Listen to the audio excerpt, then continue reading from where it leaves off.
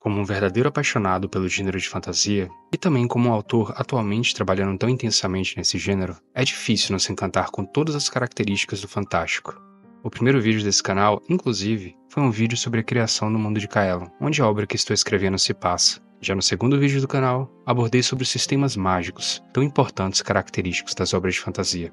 Bem, hoje eu queria dar alguns passos para trás e falar sobre aquilo que é, para muitos, o ponto de partida na jornada rumo ao fantástico. Aquilo que é ao mesmo tempo um dos instrumentos mais poderosos na mão de qualquer autor e, ao mesmo tempo, algo muito arriscado se não trabalhado da maneira adequada. O world building, ou criação e concepção de mundos. A criação de mundos é o corpo e também a alma de um mundo de fantasia. Nele, está estabelecido as leis e as regras de determinado universo, as suas características, peculiaridades, sua geografia e biologia, personagens, perigos, enfim. A criação de mundos é aquilo que torna determinado universo único e, fundamentalmente, aquilo que irá atrair ou mesmo afastar as pessoas de determinada obra.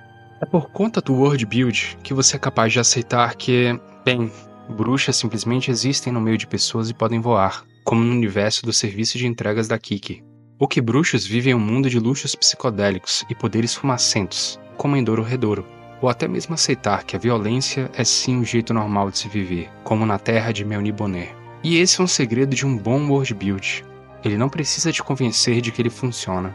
Ele só simplesmente existe, e você simplesmente o aceita.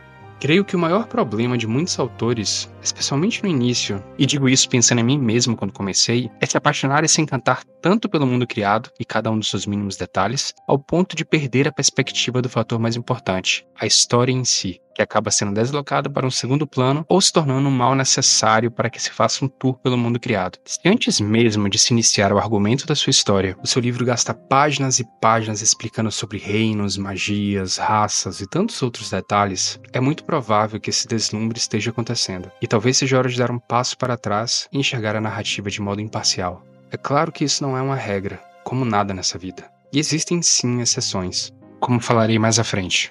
Mas é importante termos isso em mente. O fator mais relevante de uma história é a história em si e os agentes que a conduzem. Todos os elementos que servem para fortalecer, movimentar e enriquecer o enredo. Existem obras que nos apaixonamos tanto que queremos devorar tudo a seu respeito e saber cada mínimo detalhe do seu maravilhoso universo. Mas é importante se fazer a pergunta: o que veio primeiro? O interesse pelo mundo ou pela obra em si? É de se esperar que a obra venha em primeiro lugar. Então, será que a concepção de mundos detalhada é realmente importante? Bem, sim, mas não por aquilo que se é exposto, mas justamente por aquilo que não é dito. Vou dar dois exemplos que gosto. Na própria HQ Axoma Vetite. No início da sua primeira edição, Ian e Beatrice chegam a uma vila que levanta suspeitas nas personagens, por parecer justamente uma vila comum, que em nada chamaria atenção. O sol brilha de maneira tênue, mas as personagens parecem se surpreender em como o sol brilha forte. Ou seja, mesmo sem qualquer explicação prévia, já se pode induzir que 1. O óbvio. Algo de errado com aquela vila. 2. O mais importante. Que o mundo em que a história se passa é um mundo sombrio, precário e cruel, em que mesmo uma vila comum, com pessoas normalmente educadas, parece chamar a atenção justamente por parecer bom demais para ser verdade. Um outro exemplo que posso citar está no prólogo da HQ. Vimos que a jovem Beatrice está presa. Pouco depois, descobrimos que a razão disso foi em virtude de um teorema que Beatrice improvisou, e que quase a levou à morte. O que podemos tirar daí? Podemos induzir que esse mundo possui um sistema mágico específico, provavelmente com relação matemática, pelo nome teorema. E não só isso, também que é um sistema mágico complexo e perigoso, já que quase levou Beatrice à morte. Esses pequenos detalhes, no entanto, só puderam ser criados porque, antes do começo de conversa, foi-se estabelecido o que era aquele mundo e quais eram suas regras e características. A criação do mundo serve, portanto, para isso, criar um cenário consistente e interessante, onde a história não só possa florescer, mas florescer da melhor forma possível. A criação do mundo te permite tratar aspectos importantes, sem que seja necessária exposição ou interrupção.